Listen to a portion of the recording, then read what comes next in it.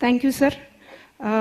He has agreed that it is a serious reading book and acknowledged that how we have hung up with the colonial systems and the constitution which was with the idea of Bharat was written, and we young Indians should read this book. Thank you very much, sir. Now let us move on to a much awaited part of the event. Shri Sai Deepak will set the context for today's event, followed by question answer session. I request Shri Sai Deepak to take over. Thank you.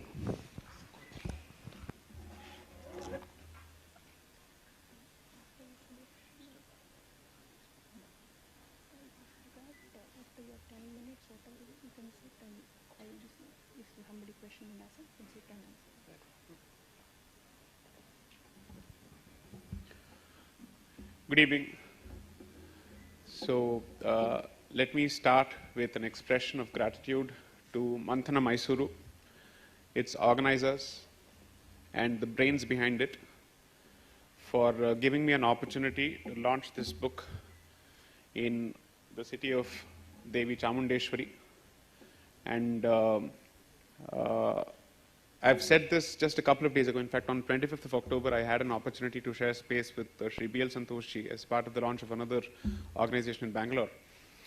That if at all there is, let's say, a state which can legitimately claim to host the intellectual capital, at least currently, I'd say that space is jointly shared by Bangalore and Mysore. I said this before.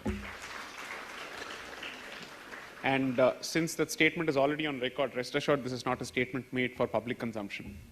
So I've said this on that occasion as well, that this is perhaps one of the few states that has managed to strike a decent balance between three different strains or flow, let's say waves of human thought. One is the need to celebrate. One is the need to celebrate what belongs to you and what is perhaps your closest identity, which is the identity as a Kannadiga. The second is keeping an open mind to ideas that come from outside. And therefore, there is a degree of cosmopolitanism that pervades Karnataka as a state and certainly these two cities.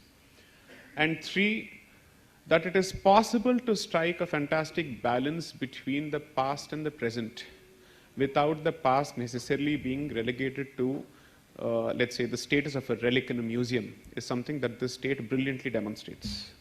And I can't think of a better city than, in fact, Mysore to showcase this particular aspect. Because every time you pass through this particular city, you wonder at the spirit of the city to keep its architecture alive, its buildings alive, and to somehow, let's say, stem the rapid movement of so-called development in such a way that it submerges whatever is native to this particular city, the spirit and culture of this particular city. So kudos to the spirit of Mysore and the people of Mysore for having done what you have. I wish there were more cities in this country that could emulate this particular model. Second, this particular event was meant to happen at least 2 years ago, where I was meant to interact with the denizens of Mysore. But I think it was destined that I come here to launch my book finally. And thanks to Darshan Rajji and his entire team for their perseverance and their doggedness in ensuring that I land in this place. And I'm very, very happy that I've come here. Today I had the good fortune of having a darshan at the temple itself and then visiting Parashara Gurukulam. I don't know how many people have had the opportunity to visit that particular institution. It's relatively fledgling and nascent, but I would request as many people as possible to pay a visit. I think it's one of those pristine enclaves of pure dharma, which one would certainly love to be a part of. I wish I'd received that kind of training as a child, and I envy everyone who's getting a training as part of this particular institution. If I'm not wrong, please correct me if my pronunciation is wrong. I think it's situated about 15 kilometers away from Mysore on KRS Road at Belagola. So please try and make it a point to visit the place. And I would urge as many people as possible to support this particular institution. The Veda chants by youngsters perhaps some of them under the age of 10, and some perhaps in their 15s and their teens, is amazing, and I think it's a fantastic start to the day. 3, I thank Shri Yaduvir for taking time out of his schedule, for being a part of this particular occasion. And I think I couldn't have asked for a better chief guest simply because here there is a person who represents the legacy of this particular state, and given his age, when most people expect people of this particular age, so to speak, to actually give up their identity and their traditions, here's a person who is a proud bearer of the traditions of this particular state, not just the city. So congratulations for doing a fantastic job. And having had the benefit of meeting the members of the royal family in the morning today, I'm astounded by their humility. And this is not the first royal family whose humility has floored me completely. There is something about dharmic royal families, especially from the south, not to be biased about the south, but especially from the south, there's something about them which tells you that humility is something that goes hand in hand with dharmic traditions. The other family that I've had the benefit of engaging, let's say, fairly closely with is the Travancore royal family as part of my cogitations during the Padmanabha Swami temple case. And I've had the benefit of receiving their affection as well, and of paying, let's say, of having darshan of Sri Ananta Padmanabha Swami. That deity in itself is a different world altogether. Anybody who stands about 5 feet away from the particular deity is transported to a different place altogether. So I've had the benefit of engaging with that particular family and now this family. And there is something about dharma and humility that is inseparable. Notwithstanding how much ever you may have and whatever you think you may know, that there is a lot more to be done and there's a lot more to be known is something that they constantly reinforce over and over again. And that's been my learning. If anything, as far as this particular book is concerned, as opposed to the book showcasing what I know, it has actually been a fantastic journey in what I did not know and how much more there is to know. And I hope through the course of the trilogy, in addition to, let's say, peeling away layers of my own ignorance as far as Bharat's culture and its history is concerned, I also take the readers along as part of this particular journey, especially the ones who come from my generation, because I think this generation and the subsequent generations are in dire need of help. And perhaps, rightly so, it would help if this particular help comes from someone they are in a position to relate to in terms of age. And because then that gives them the confidence that if this particular person can do what he has or she has, living in almost similar circumstances and engaging with the same kind of peer pressure, why is it that we can't? I think that's extremely important for this particular generation to understand. Now, as far as the book is concerned, not to claim credit for anything that has been said by the Prime Minister over the last 2 days, but I'm finding it very, very difficult to dismiss the fact that the talk about coloniality has started finding a significant degree of resonance in several quarters. So let's start with the first statement that was made by the current Chief Justice of India, Sri N.V. Ramana, perhaps in September, just before my book launch in Hyderabad, which was on 19th of September, just a day before. He made the statement that the Indian legal system is in dire need of Indianization and decolonialization. That was followed by a statement made by the newly elevated Supreme Court Judge, Sri P.S. Narasimha, who made the same statement that perhaps it's time to revisit several of our judgments which suffer from coloniality.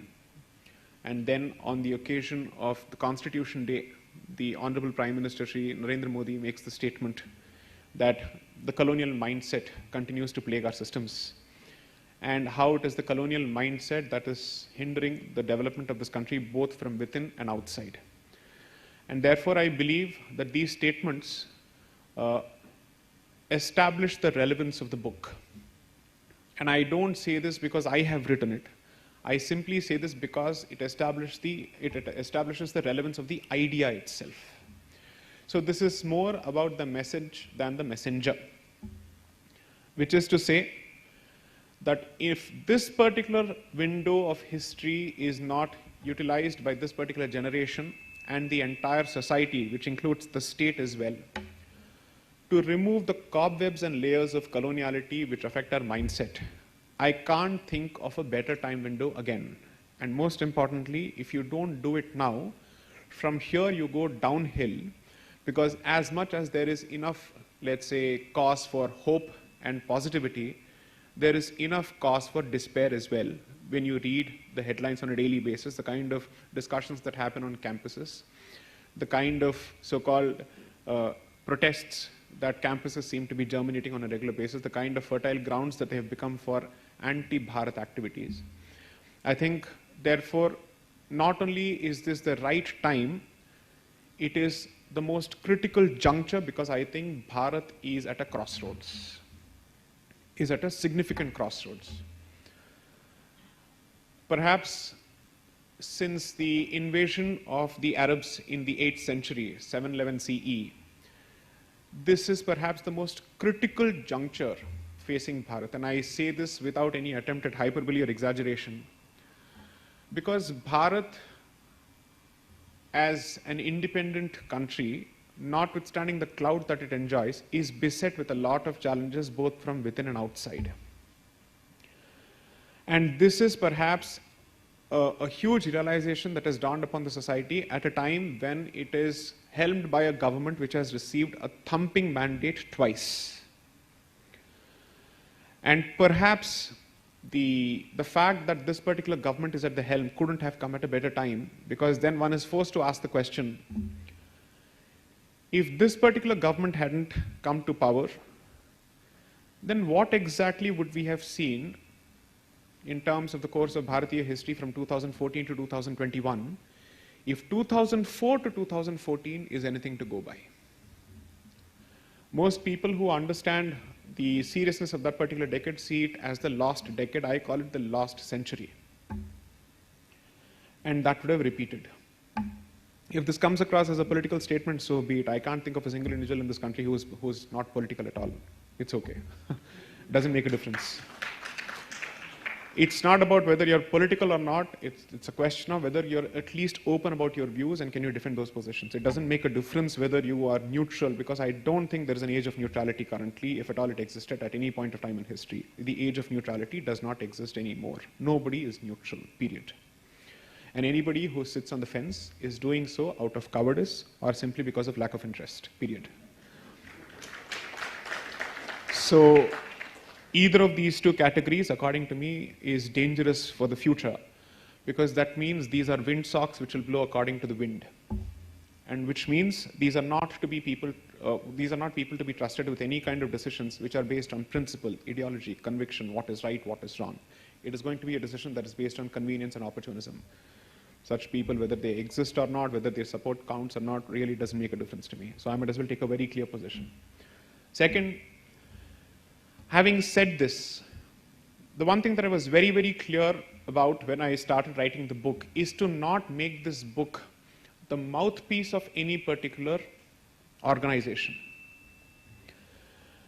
The book, even if I say so myself, is as apolitical as it can get, because it is fundamentally civilizational and it looks well beyond politics. It looks well beyond the day-to-day ebb and tide of politics and says, no, you have to have a long-term vision as far as Bharat is concerned. Because only then you'll be able to plan for the challenges of today as well as tomorrow, which are significantly caused by the legacy of the past. And therefore, one of the things that I've tried to identify in the book is that the constant debate on social media about the left and the right and this party and that party is still myopic, because regardless of whether you call yourself the left or the right, these are terms and mindsets which have been imported from the outside. So while you may think that you're not on the left and you're on the right, the fact of the matter is your thought process is still not Indic, it is still not dharmic, it is still not Bharatiya. Therefore, the existence of an alien consciousness in the mind is not something which one particular section of the society is exclusively afflicted by. All of us are, by and large, regardless of what we call ourselves in terms of the labels that we give ourselves. I come from this end of the ideological spectrum, I come from that end of the political spectrum. It doesn't make a difference.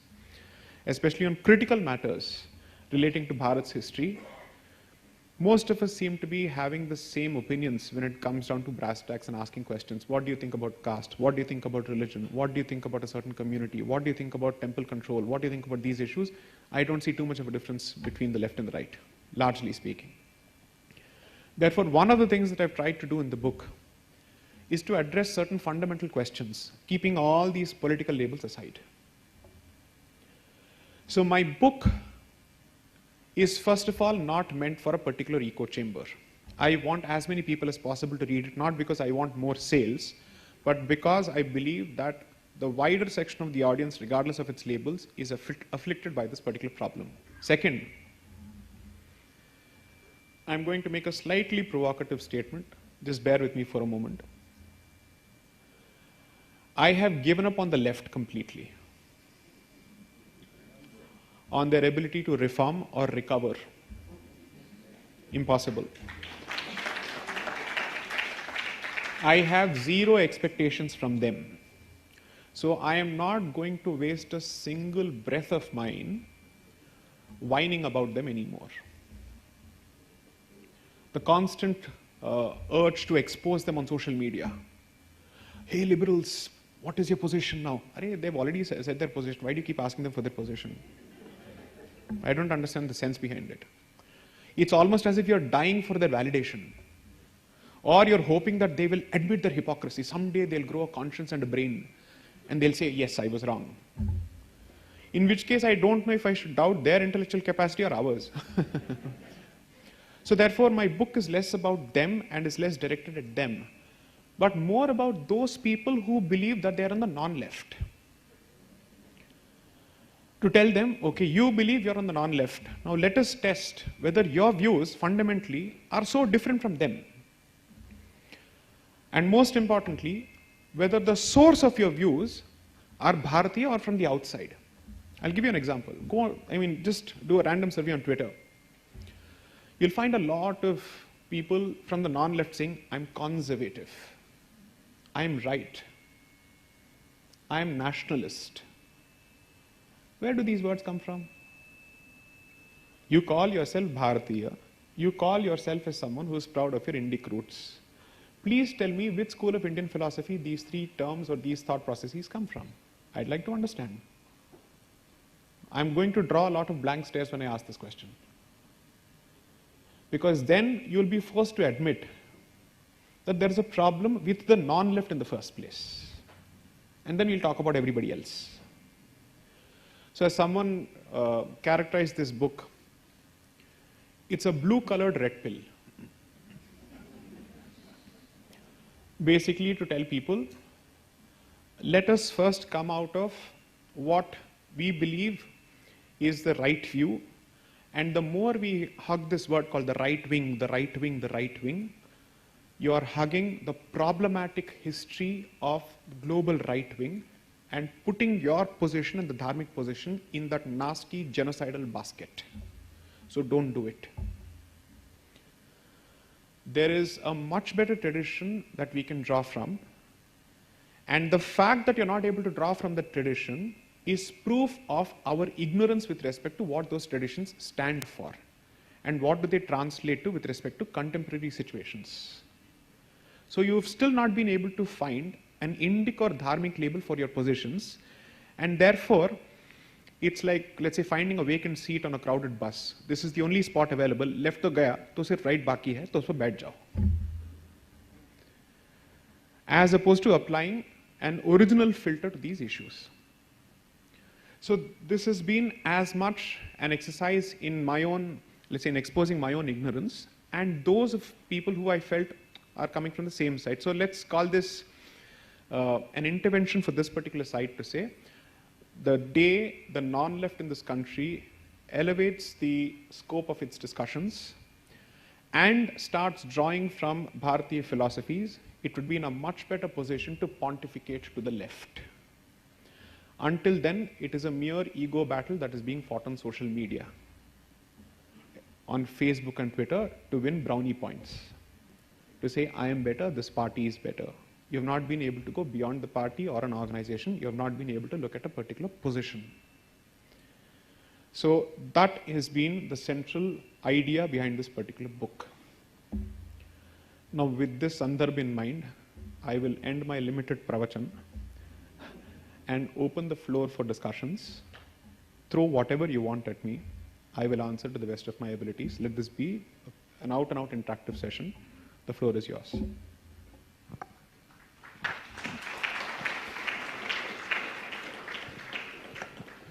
I've been given the benefit of sitting and answering, but I'm typically better when I stand and answer during the Q&A session. You'll enjoy it even better, so wait. Please go on. Yes. Exactly the point. The lawyer needs to stand, the energy needs to come out. Good evening. Good evening, sir. My pranams to His Highness, Sai Deepak, and to you. Basically, I want to ask a question that you have been doing an excellent job on educating us on Indic civilization.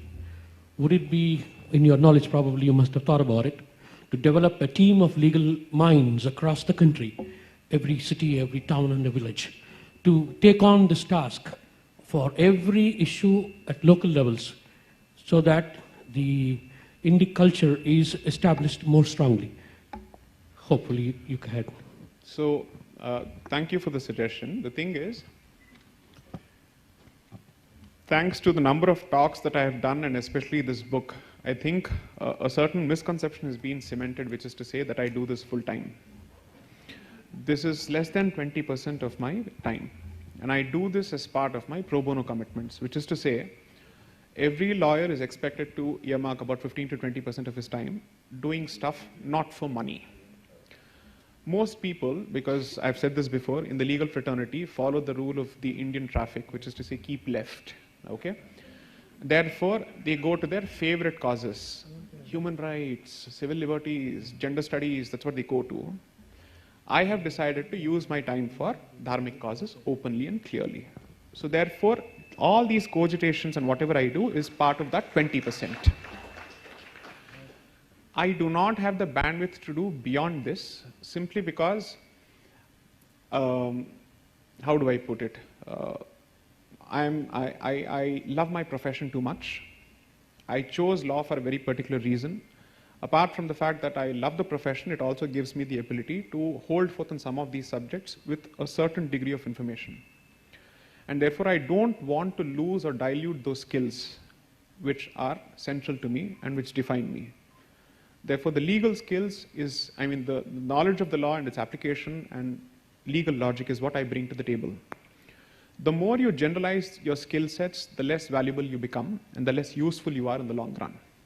So therefore, I don't wish to dilute those skills. However, not to take away from the suggestion that you've made, the good news is, fortunately, thanks to the social media positional advantage that I enjoy, I have seen a lot of committed individuals and lawyers take up these causes on their own in different parts of the country, which is exactly what the idea was when I set out to support these initiatives, that to show that it's possible to maintain a decent balance between your regular work in your life and your commitment to dharma.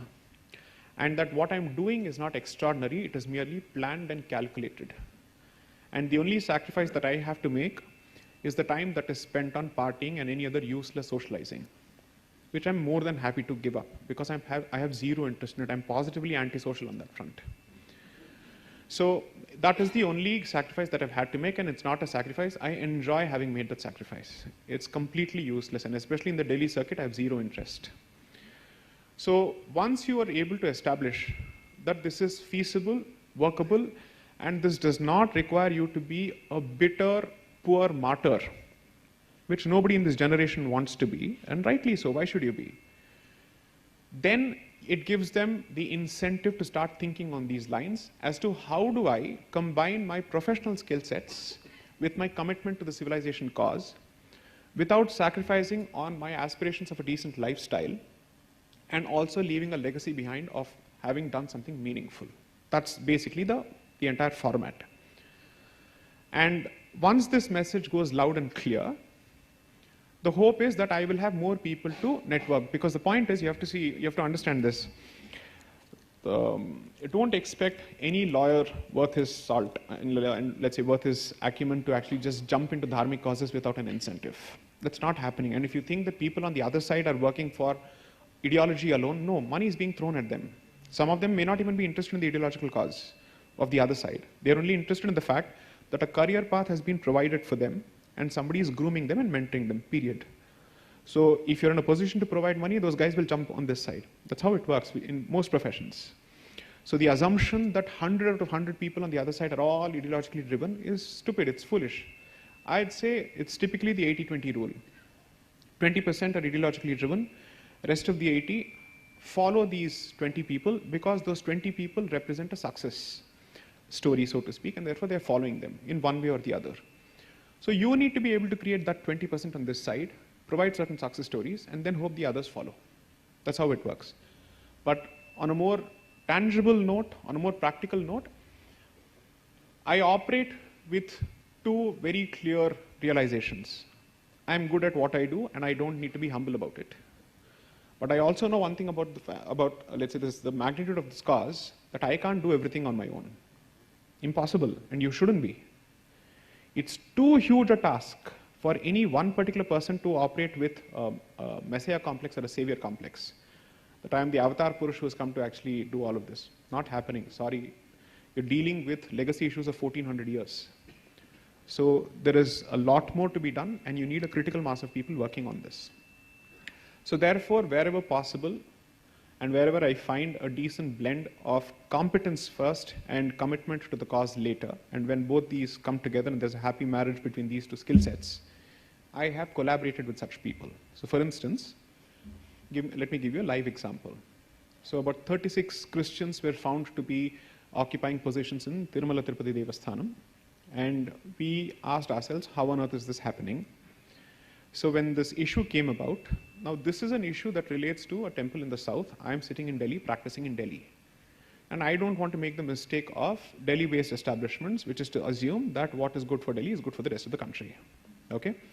And therefore, I delegated that particular issue to a local legal team with a decent supervision, because the assumption is, if it traverses from the local courts and comes to the Supreme Court, I need to know what is the journey that it has traversed. Therefore, I need to have an oversight of it.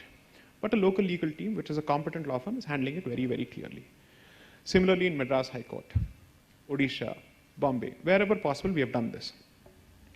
And a good number of these legal teams have volunteered to offer their services pro bono themselves. That is the importance of having a very clear, let's say, model to emulate in terms of a workable model. So when someone assumes that I am sacrificing something, I'm sorry, I have not sacrificed on my lifestyle, I will not. I have not sacrificed on my financial opportunities in terms of my practice, and I will not. Because that is what gives me the ability to do everything else. What is the first rule that they tell you when you sit in a flight? Protect yourself first, and then you can offer the oxygen mask to somebody else. It's exactly what I'm doing. Okay? You have to be realistic about these things. So once you're clear about this, then it becomes easier for you to understand, okay, within this limited, let's say, framework, how much can you do, how much can you push? So to answer your question, there are more ways to do this, and it is happening. It's a slightly slow process because you have to understand that more than anything else, most people are worried about the reactions in their own peer fraternities. Oh, I'm going to be branded this and that and all that. But when they realize that there's an incentive to being branded like that, they'll jump. So I'm merely creating an incentive to be branded like this. Yes, so what? Of course I am this. So what? What's your problem? Diversity, free speech, it's a two-way street. I too will use it. Constitution is a two-way street. I too will use it, period. So once you take away the stigma associated with a certain position, you will find more talent gravitating towards that particular position. So the entire idea has been to take away the stigma associated with this particular position on campuses, in office spaces, on social media and other places, but through information, not plain and simple rhetorical debating on a regular basis. So that, I think, over the last few years has been achieved to a significant extent. And the book tour has effectively opened my eyes to the fact that the work is having an impact. And when I say this, I'm not talking about my work alone, because it's a team that's working. So whenever I say this, I will not take credit for anything as a solo act. Whatever has been achieved so far on any of these dharmic causes, little or more that history will decide, but whatever has been achieved so far is the product of a teamwork, very clear teamwork, people knowing what they're good at and what they're not good at and where they're supposed to give space to others. So that model is something that we're trying to achieve. Second, the standard assumption is the left is more united, the non-left pulls each other down like crabs. That's a statement that you hear over and over again. And therefore, a model had to be established saying who will do what and why. Is it to be rationalized on the basis of hierarchy, or will it be rationalized on the basis of skill sets and competence, period. Once you're able to address these issues on the basis of skill set and competence, it's easier to remove ego outside the equation. You can just pluck it out and say, that's irrelevant. Be more objective about what you can and what you can't. So there are a lot of soft and hard issues involved in this, but so far I think the movement has been decent, and you will see and hear more such voices coming about. And under no circumstances my team or I wish to monopolize this cause under any circumstances, because it's too much for us to handle, and it's not possible. Because you have to realize that as much as you think you're in it for credit, if something goes wrong, you're also going to get the flack immediately on social media. Indian cricket team gets it. Why will I not get it? Okay, so it's a coin with two sides. So therefore, the realistic working model has been bite what you can chew, only sign those checks which can be cashed, period. Next. My question is specific to the Chamundi temple. Yes, please, yes. We have the instrument of accession, then the Constitution of India, then the rights of the Shibaitship of the princely kings, and the rights of the deity. So, in this context, for a private temple like the Chamundi Hill, which was the deity worshipped by the Wadiyars, the presence of the state in these temples and the control of the Muzarai Ilake or the Muzarai department, what is it that the position stands as far as the government is in control, and the rights of the worship and the deity rights, if you can elaborate, we'll be happy to know. So, with Sri Yaduvir being present here, I'll take the liberty of disclosing just one aspect. I will be getting into this particular issue in my legal mode shortly. And therefore, common sense dictates that I don't speak on this beyond this. Whatever has to happen will happen in the right place. So wait for it. If you are looking at a model or a template which is comparable to this particular temple, although not one-to-one correspondence, just consider reading the judgment with respect to the Padmanabha Swami temple case. Beyond that, I don't wish to say anything, because I can say it for the sake of publicity, but it will come at the expense of legal strategy and court craft. So allow me to maintain my silence on the subject. Right, next. Yes. First of all, Ma'am, if you don't mind, yes. I've been a last bencher all my life, and my last benchers are not getting a chance. Sure, please go We'll ahead. finish that and come to you, right? Yes. Yeah.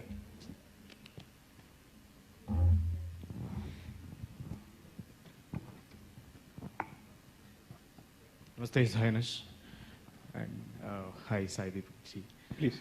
So my question to you is, firstly, thanks for, starting a fire of decoloniality. But for me, decoloniality, what will be the end state of it? What will be the institutions? How will the institutions look like?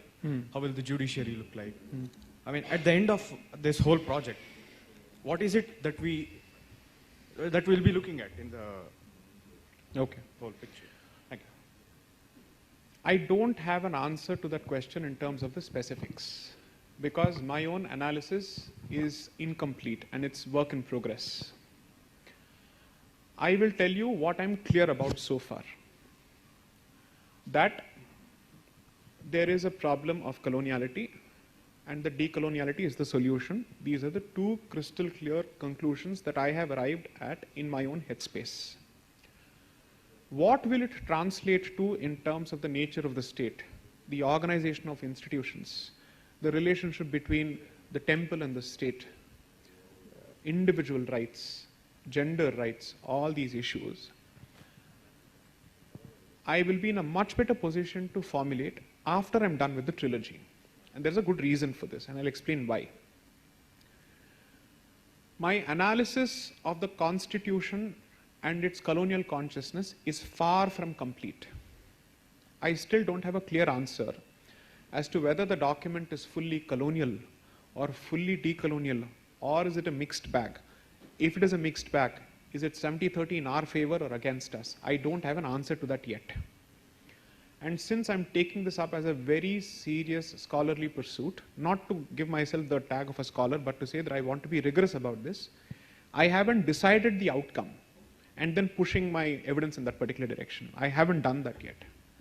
I have kept an open mind to what the literature may educate me as I go through it. So I will be in a much better position to answer this question. And I repeat, much better position to answer this question as opposed to saying I'll have the correct answer to this question. I'll be in a much better position to answer this question after the trilogy.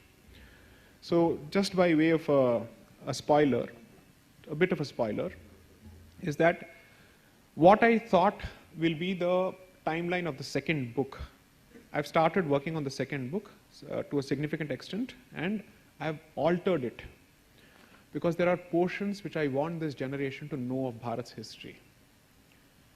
Because once they read it, they will be able to draw parallels between what is happening in this country in several parts and what happened barely 70 or 80 years ago, and how history is being repeated in less than a century. That is the worst part about Bharat's history currently. That history is being repeated in less than a century, or at best within 120 years. Usually that doesn't happen. It takes time for history to repeat itself, but in Bharat's case it's happening, and therefore I want to introduce that literature with a certain sense of urgency, saying please read this. The academic, let's say, notion that you constantly wallow in is at loggerheads with existential challenges that this particular civilization faces. It's almost as if the house is on fire and you're asking, fire kaise shuru hua, as opposed to throwing water at it. Okay? And you decide to fiddle, like Nero. So the point is, I am trying to put out that fire first with, let's say, a carpet bombing of information, with facts. Saying, please read this, and whatever nonsense that you consume from different portals and rags, that is at loggerheads with what actually history says. And I'm trying to discuss history which is in the 1900s, because that is much more relatable to the generation currently. If I were to discuss history of the 1500s and 1600s, you'll say, ye to bahut purana hai. What on earth? Which is why I'm using that period of history along with the Constitution to make it extremely relevant, so that the realization is that this is not an academic discussion, this is not an academic pursuit. It's a crack of a whip asking people to wake up. So wait for the third part to come out, which should hopefully be in June 2023. And I promise I will answer that question, because that is what I am trying to answer myself as well. That's exactly what I've asked at the outset in the first book, saying what are we looking at? I will answer that question then. Okay, next. We'll come back to this lady, then we'll come there. Yes. Yeah. Yes, ma'am. First, thank you so much for writing your book. I have a comment and then a question. Yes, please. My comment is that you said you've given up on the left, and I see where you're coming from. But I don't think as a professor, I don't think we should give up on left-leaning youngsters. Agreed. And in particular, the non-left, and all of us members of the audience who are non-left should find better ways to engage with them. Fair enough. On that note, I think you've really done a great job of getting youngsters to move away from binge-watching Game of Thrones to binge-watching your lectures. So my question to you is, how do we translate this momentum into something bigger? And how do we, go from being, go to being a democracy that's for dharma, of dharma, and by dharma? So you've spoken about freeing Hindu temples, truthifying history, and all of these are policy changes. They take time, they're slow. Correct, correct. What can we, the people who are sitting here who believe in the cause, what can we do? Do you have any suggestions? Very clear suggestions, which I offered to a 10-year-old in California 2 years ago. And I'll explain why it's very, very critical. start with, I think, 3 or 4 aspects. Since I've benefited from these suggestions, I'm in some position to say this with confidence. But before that, I completely agree with your first point. I am not giving up on the youngsters on the left. And when I mean the left, I mean hardened, incorrigible, insufferable left, which takes a certain degree of entrenchment of position, which comes with age, right? You're beyond 30 or beyond 35, and you've decided to invest your ego into this particular issue as opposed to your mind, then that's a person I have no interest in dealing with. That's a person I'm interested in pummeling in an argument, not convincing him. I don't wish to convince you or persuade you. I will only defeat you in an argument, period. 100%. There is no point in trying to convince such people. You only tell them, you understand only this language. It's either here or there. Come here, we will talk, period. But you have to engage with the youngsters, 100%, because it's such a huge demographic. And from the point of view of the fact that this demographic is so vulnerable, especially through the education system, you cannot afford to give up on them. So I'm with you. Coming to the realistic suggestions. Put yourself in the shoes of a person who has a workaday life and who does not have the ability to pursue big-time causes at a macro level. What can that person do? Basic issues. One, what is it that I've started with in the book? Language, semantics, linguistics. So learn your mother tongue at the very least. Equip yourself with knowledge of your own literature at the very least. I've given this unpopular example before. I don't see why it should be unpopular. In fact, it's a backhanded compliment, so I'll repeat it. I challenge anyone to speak in Kannada with the same fluency as Asaduddin Owaisi speaks in Urdu. If you can't, he is doing something right which you aren't. Period. So start with the language. That's one. Second, I'm making the point that if you're not in a position to contribute to the free temple movement at the macro policy level, what is it that you can do? 2 things. In fact, 3 things. I want to be able to see that a person walking on the street is a Hindu, which means whatever is the visible symbol must be there. It starts with that, 100%.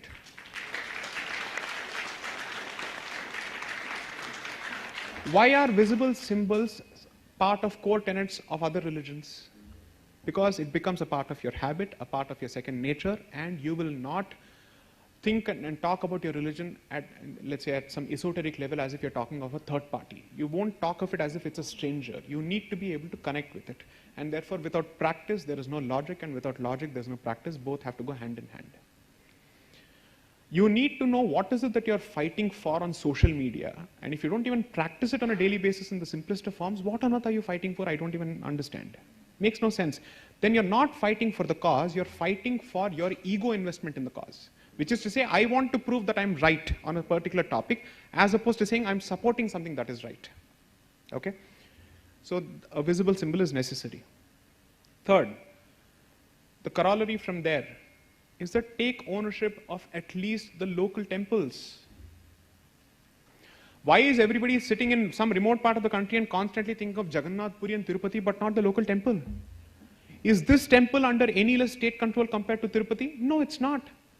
This is the temple which shouldn't be under state control, because if at all there are some policy justifications for the state being present in a macro institution and a mega institution which could have security issues, what is its justification for being in the street temple? I don't understand.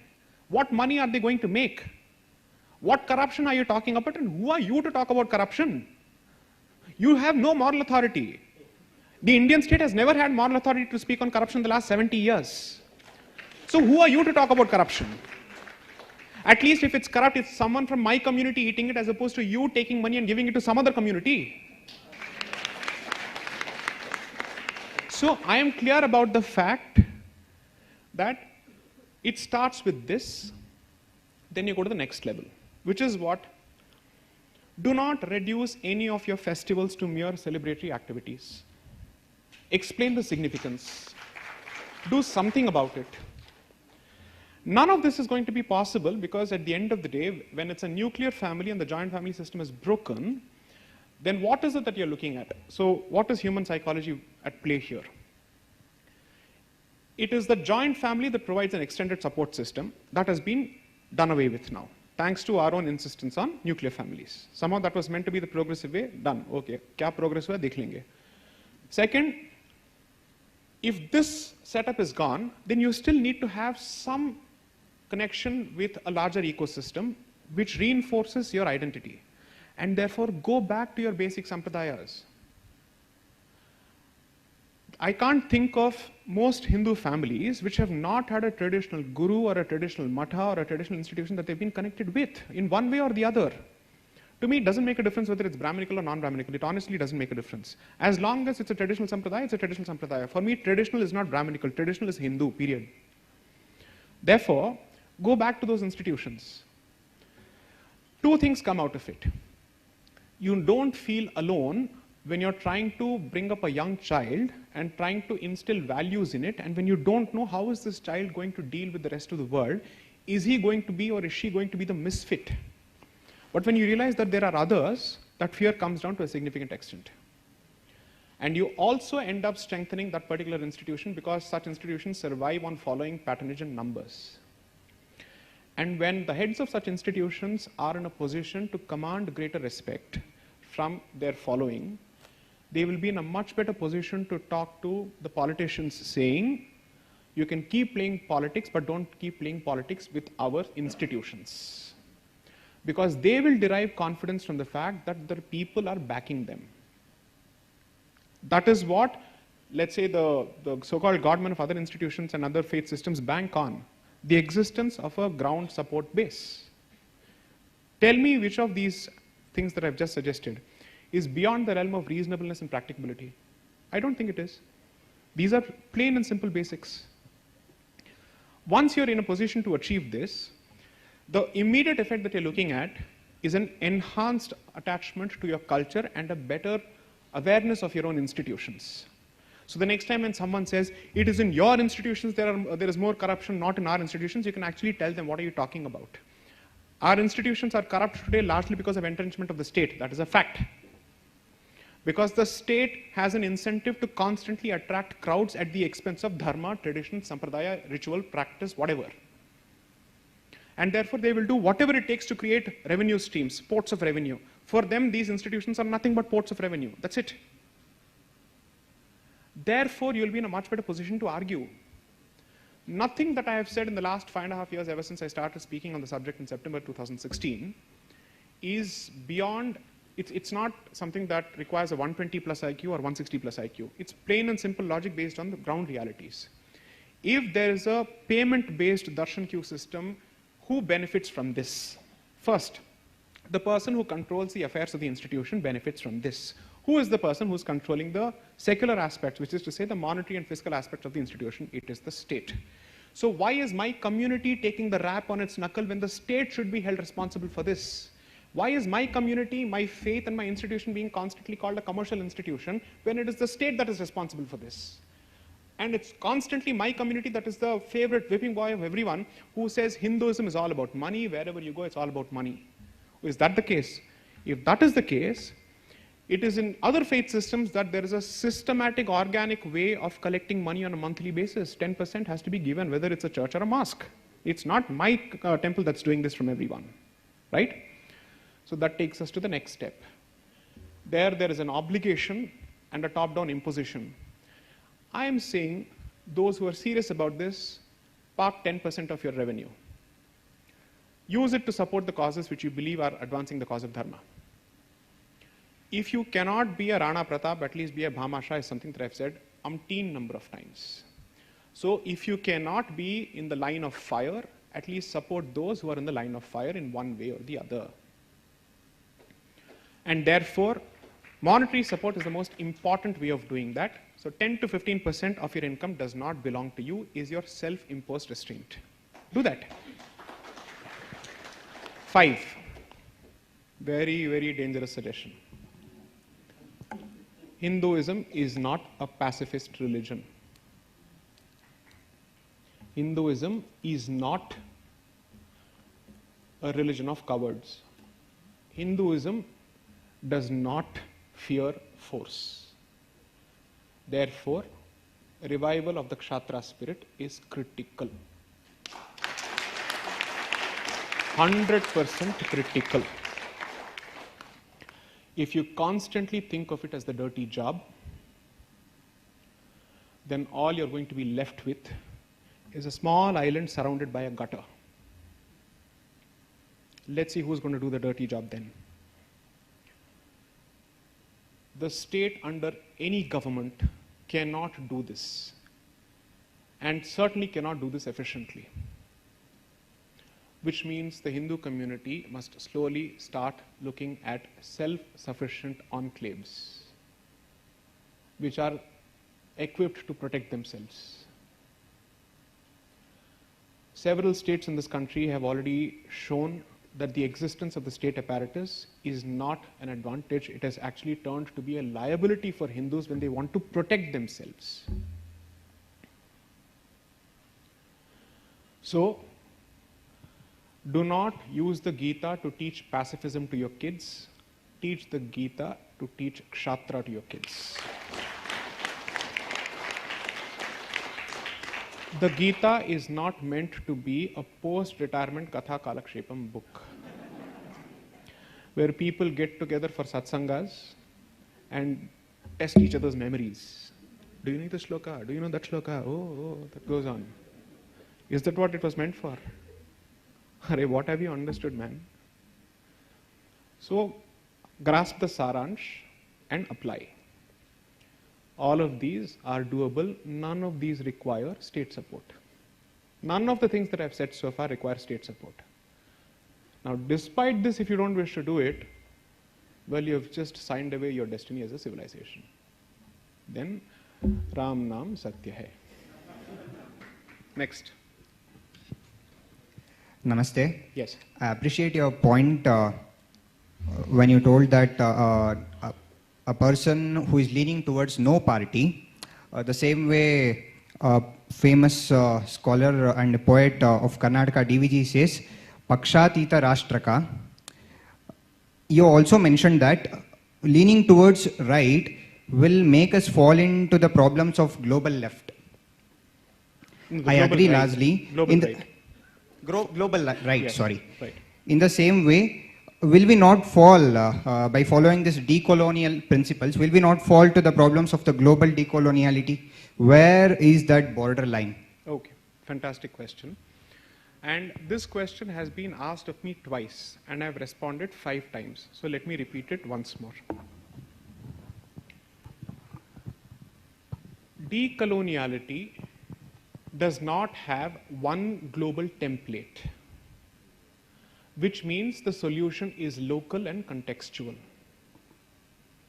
Therefore, decoloniality starts with the basic presumption that if you remove the colonial filter from your head, you will be able to access your past without hindrance. And the collective civilizational forced amnesia that all of you have been put through and all of us have been put through, we will come out of it. You will literally be the Neo who's pulled out the plug and woken up in the tub, in the matrix. After that, what you do is your call and your choice as a culture, as a society. I have not subscribed to any abstract universal definitions of what should be a decolonial approach for every society. What have I said in this case? Coloniality has translated to the following issues in my society. Fissures have been created and fault lines have been created on the basis of caste. Fissures have been created on the basis of language. A false sense of patriarchy has been imposed on me through an Abrahamic experience. And therefore, I am being told that even this society needs the very same brand of feminism as the West, as opposed to saying Bharat has its own response with respect to feminism and the divine feminine. Okay? Having identified these problems, I am basically making the statement that the solution then lies in your own culture. To a significant extent, the past may not hold the answers to everything, but the past certainly has some lessons to draw from. So you don't have to worry about us making the same mistakes as everybody else. Because, frankly speaking, no document or nothing on paper is the reason for you not going back to untouchability. It's your own moral compass as a society which has taken the decision this is not right.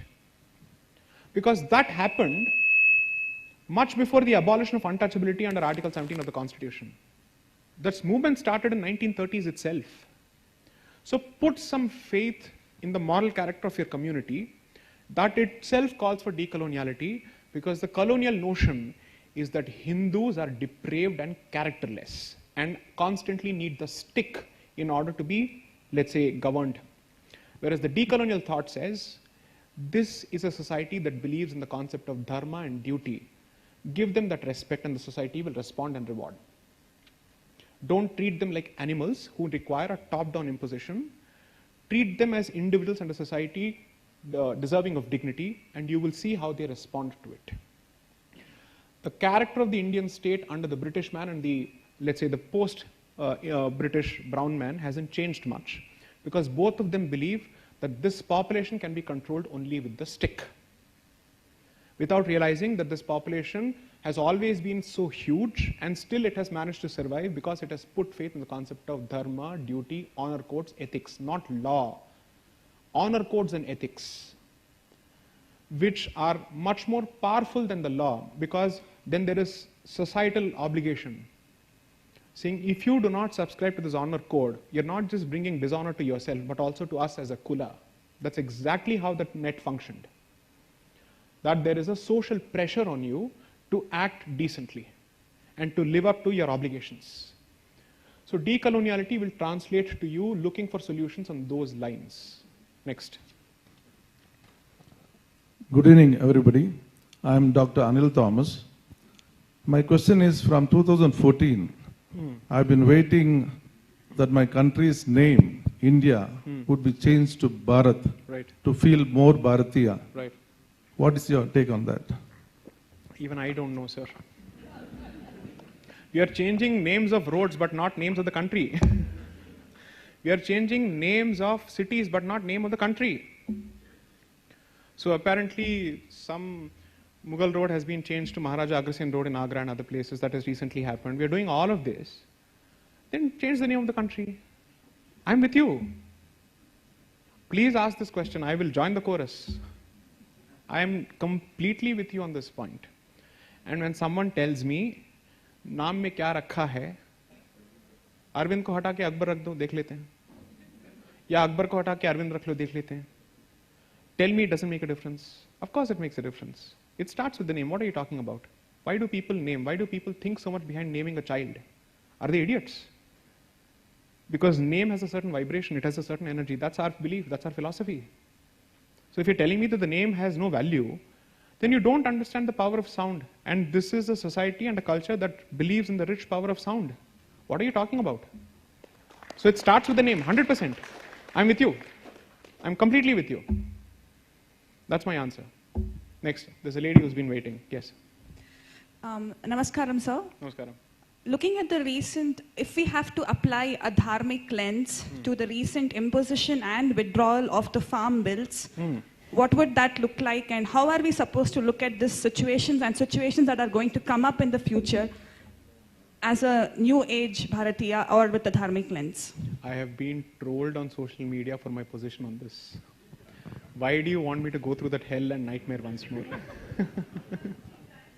So, see, my point is this. One way of looking at this is to say that the government buckled under pressure. The other way of looking at it is the Prime Minister has risked his own personal capital in terms of his goodwill in the withdrawal. And if he's taken such a serious decision, perhaps there is something to it. That's one answer. He wouldn't have done this unless and until there was something else which is not visible to the public eye. That's one level of an answer. And therefore, it takes us to the very thorny issue of the revival of the Khalistani sentiment in Punjab and the law and order issues that perhaps the government was looking at if the situation were to continue or had it continued. My very limited observation because I don't want to use the word criticism and get into trouble, is that when 1.0 version of this, which is the Shaheen Bagh protest, started, you were normalizing a certain form of occupation of our streets. You let that continue, and the only thing that successfully got those people out of their places is the Mahamari called Corona, not anything else. And it's a sad testament that a pandemic or an epidemic had to do this, as opposed to the state doing it. And when I say the state, I also believe that perhaps the judiciary should not have indulged these sentiments beyond a point. I'm saying that as well. The second limb of the argument is, you've had one experience, why are you allowing the second experience at a larger scale to start? So does this mean that with the right kind of faces and the right kind of occupations, this country can be occupied and anybody can have their way? Is that the message that is being sent? If yes, should we start adopting that particular approach for temple freedom and other issues? Is that the message? I don't know. Maybe that's the message, but still, my point is that I continue to believe that a government which enjoys such a popular mandate still should have put faith in its own support base, which stood by it after 370, which stood by it after CAA, which stood by it after the NRC of Assam. Despite all these protests, the silent majority has always supported you. And it is this silent majority that has given you this power. So put faith in these people as opposed to a bunch of stone pelters and stone throwers and anti-national protesters. I will also caveat this by saying I am not going to call every farmer who's participated in this protest an anti-national. Sorry, I can't do that. That would be too much of an argument to make. All I'm saying is, anyone who's allowed a separatist sentiment to enter and infiltrate this movement has jeopardized their own cause and has also put at risk Bharat's security by reviving a much more dangerous issue than Kashmiri terrorism. Something that we struggled to put down, and it was a bloody put down after several years, after a lot of effort. And the healing process has been significant, and we have managed to bring it back and give it a certain degree of normalization. For me, the repealment of the farm laws is secondary, but the normalization of the Khalistani sentiment is the primary problem. That is the only thing that I'm worried about. Because farm laws, farmers have lived in this country, they have survived under the worst of circumstances, they'll find a way. And since the repeal of the farm laws has not translated to a backlash from the farming community, maybe it shows that they still have some faith in the government, especially the Prime Minister himself. So I'm not willing to comment on that. All I'm saying is, I just hope that we are not looking at the revival of Pakistan's K2 policy, Kashmir and Khalistan. When that happens, coupled with what's happening on the Chinese border and multiple issues across the country, along with illegal migration, you're literally looking at India being sieged from within and outside. I just hope that we are in safe hands, and I pray that is the case. Next. Namaste, Mahodaya. Ji, yes. I am the first because I am the last bencher. मैं हूँ शेषाद्री प्राथमिक शाला शिक्षक हूँ, सरकारी प्राथमिक शाला शिक्षक हूँ जी सर। इसलिए मैं मेघालय सिस्टम का एक वेक्टर हूँ और आने वाले पीढ़ी के लिए ब्रह्मा भी हूँ। बहुत मेघालय को मैं उत्पादन करता हूँ। Any specific suggestion from your side for implementing decolonization mindset? See, one specifically I say, I skip usually Gandhi Jayantis. So a notice was served on me for not attending the national festivals. Immediately I answered with a Supreme Court order saying it is not mandatory to attend national festivals. Join my profession, sir. So any specific, and also usually I travel by reserved coaches without reservation. Okay. Yes, I fight with TTEs also. Because usually the bogies will be free, but I am not allowed to sit. In such cases where there is, my activity is not considered lawful, how should I react?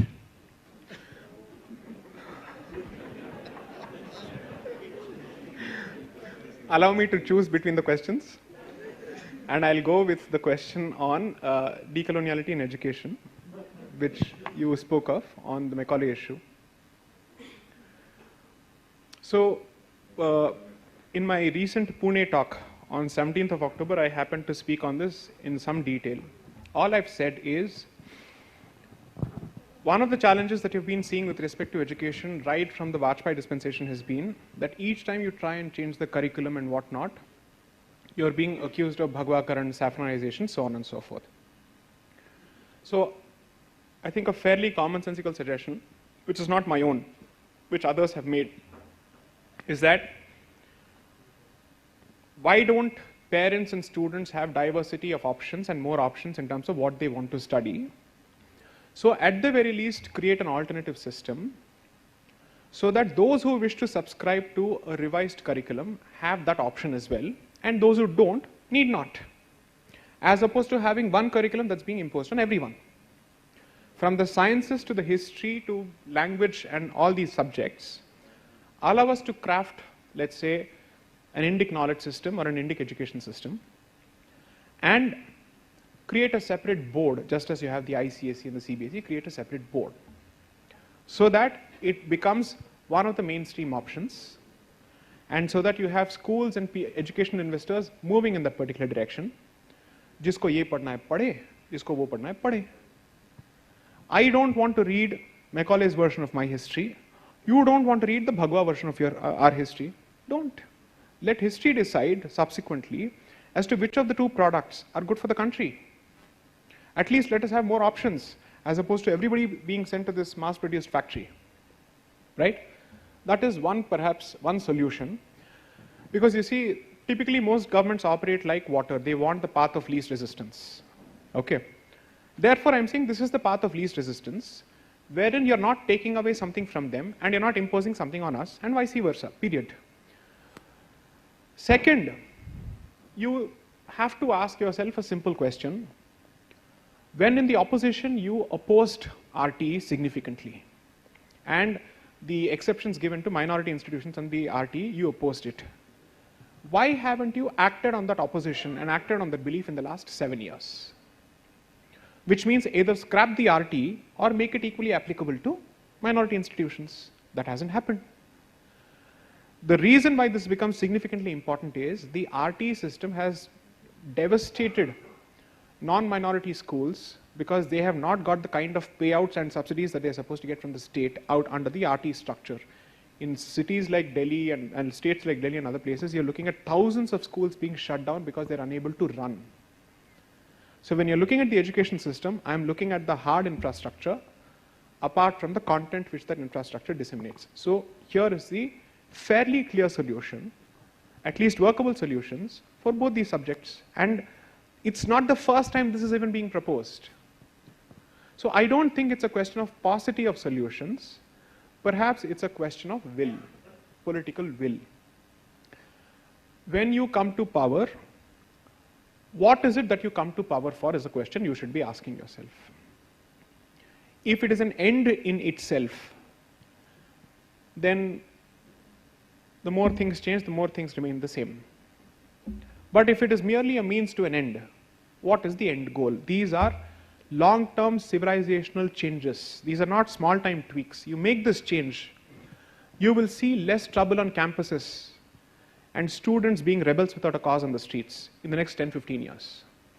But if you don't, and you shove woke culture more into our curriculum through manuals and whatnot, you are creating a future where even as a government you do not have let's say an electoral incentive, because these people won't vote for you. I don't understand, why do you continue to support them?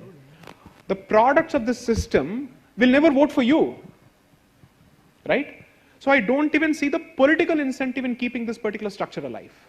Forget civilizational incentive, forget everything else. I'm asking the political incentive. Is the political disincentive and disadvantage not clear to you? I leave it at that. So it's 7. How many more questions can we take? 2 more questions. Yes, 2 more. Yes.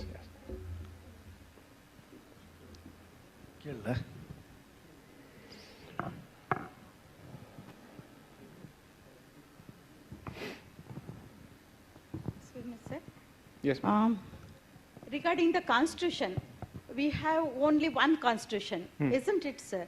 So why can't we have only one law which is applicable to all Indians? That is creating problem. The law itself is dividing. If we have 2 laws, for in the Indians, Hindu law is there, and for Mohammedans there is another law.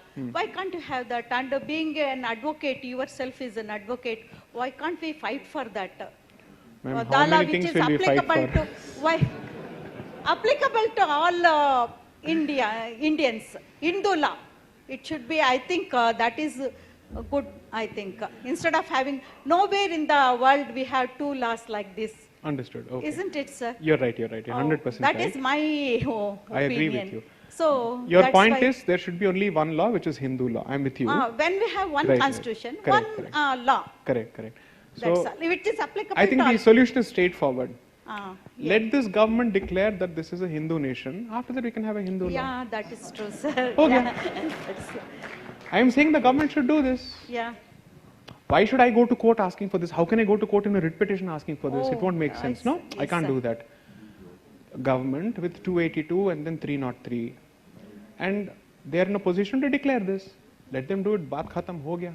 The solution itself is in this only, I think. Ma'am, I completely agree with you. The moment you declare this, most of your problems are over. Yeah. Just make this one declaration. Over. The magic wand has been waved. It's over. I'm 100% telling you this. I think all of us should write to the center basically saying, please declare this country a Hindu nation. 100%. I mean this very, very seriously. Thank you, sir. Sir, as opposed to hundreds of writ petitions in court, this one open letter is sufficient. Next. Sir, so yes. This is regarding 2 big institutions. One is the dharmic ones and the other one are the mutts. So what template is there where they can come out from the nutshells other than imparting to the particular caste so that most of the problem is solved and where the HR department can ensure a proper Bharat Mata Ki Jai ka textbook can come out, one. And second big institution is the constitution. We don't know where this word secular was, who has put it, and how do we have to get out of that? For the second one, read my book, I've addressed this. 100% I've addressed this. Yeah. Okay. For the first one, see, this is slightly problematic and I might as well make this point. Anyone who says that caste is the reason for lack of temple freedom, and caste is the biggest problem because once the state comes out of the temple, which caste will control which temple? And therefore that is the reason that we are going through this question, because since that question has not been answered, we cannot move towards a solution. I'm sorry, it's a fundamentally flawed question, and let me just explain how. Those institutions which belong to a particular sampradaya will be governed by those sampradayas, and anybody else who wants access to that particular institution will respect the sentiments of that sampradaya and step into that particular institution, period. That's how it has always worked.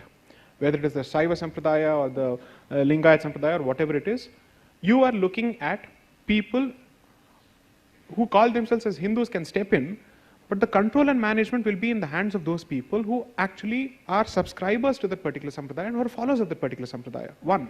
Second, unfortunately we have come to a very reductive notion that sampradaya is equal to caste. No, it is not. In some places sampradaya is equal to caste, where some varnas control certain institutions. But in a good number of these instances, sampradaya is across varnas. You need not be, let's say, a person from one particular varna alone to be a part of the particular sampradaya. Okay? Second, as long as the core rituals, or rather as long as the religious practices of that particular institution are entirely in the hands of those people who subscribe to that particular sampradaya, you can have, let's say, a management system where perhaps others have some say in the management. However, to say that non-members of the sampradaya will equally have rights with respect to the religious affairs of one particular sampradaya is not done. And there's a good reason for this. You are fundamentally, as a dharmic system, a collection of various sampradayas. Therefore, every sampradaya decides to protect its traditions very, very fiercely. That's how, for them, Hinduism starts and ends with their sampradaya. So your idea cannot be that for the purposes of Hindu unity, I will create sampradaya complete, I'll destroy sampradayic identities completely. If you do that, you don't have a viable replacement also. Then what are you going to do with all the traditions that have come as part of this, all the vocations that have come as part of this, all the knowledge traditions that have come as part of this? You will kill everything. So this blunt James Bond hammer, let's say sledgehammer approach, which is to say Hindu unity is the goal and therefore caste is the problem. Destroy caste, destroy sampradaya, destroy diversity. Uske baad kya rahega Hinduism mein? What is left in Hinduism after that? You have created an Abrahamic equivalent of Hinduism, period. Your internal diversity has been killed. So I'm sorry, anybody who says that let us destroy all these identities for Hindu unity, unity is not created like this. Let me tell you how it is created. Christians and Muslims too have diversity in denominational identities within their religions, right? So why do you assume that they are united despite their diverse identities and you are not? Two reasons, two very good reasons. Unity is created also by defining who does not belong to your group. Therefore, they are very clear about who is a non-Muslim and who is a non-Christian. Whereas we are the ones constantly saying everybody is a Hindu. Everybody should be given access to our temples apparently. Even people who have broken our temple should be given access apparently without the need for an affidavit. This is what we are saying. So the one thing that you have to learn from them is the identity and the clarity as to who is the outsider. A community is defined as much by its identification of insiders as much by its identification of outsiders. Second, what rallies people around is not a vague idea of unity but a specific cause. When Ram Janambhoomi movement was going on, did people ask each other their castes and contributed to the Kar Seva? No. Where was that happening? According to them, they were all fighting for a cause. Jati was irrelevant, Varna was irrelevant. So identify causes which bring people together as opposed to simply saying destroy the structure. If you do not have a replacement for an existing structure, you do not have any business destroying the existing structure. Because then you're creating anarchy. You're creating chaos. You're creating the absence of a social structure and a social net, a safety net. Logic and received wisdom and community psychology always tells you, do not destroy something until you have a viable alternative for what exists. Period. So as far as, let's say, temple freedom and HRC, all of this is concerned, let us be very clear that it is possible to retain sampradayic diversity and still ensure that everybody else has access to those institutions for spiritual solace and worship. And none of this should be given as an excuse to allow the government to stay inside temples, regardless of whichever party may be in power. Have that clarity. Don't make this a political position, make this a religious, civilizational, cultural position. You will survive. Thank you. Is that it? Yeah, thank you.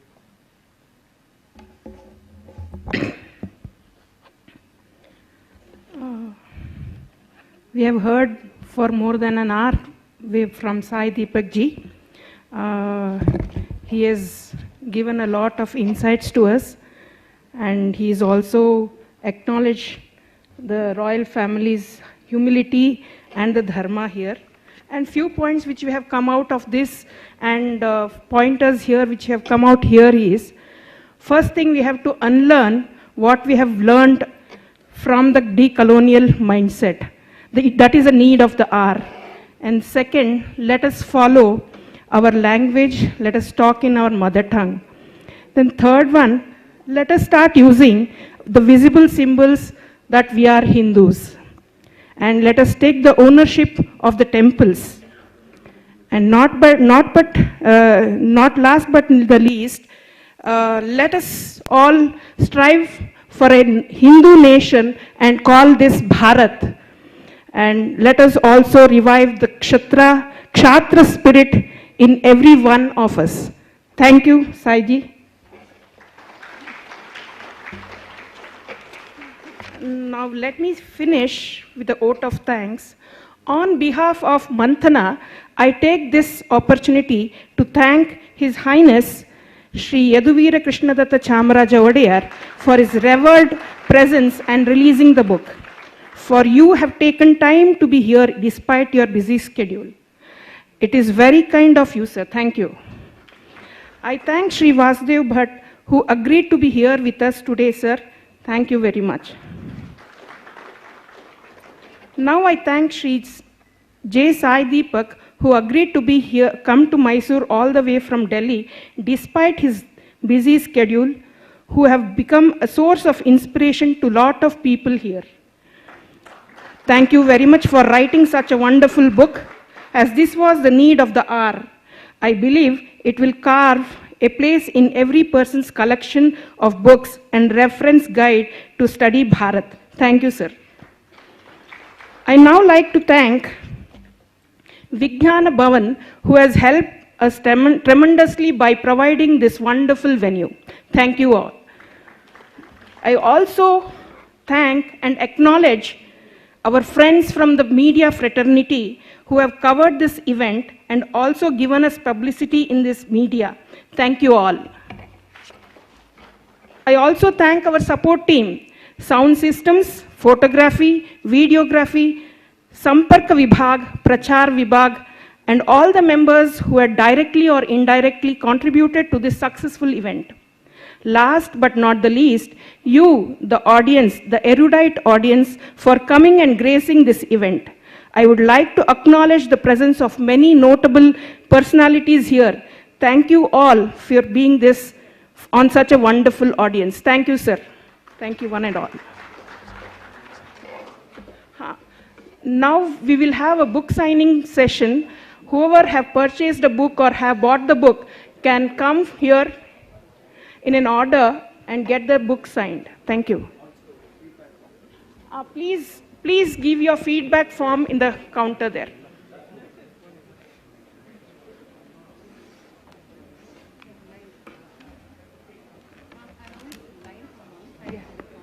Yeah, from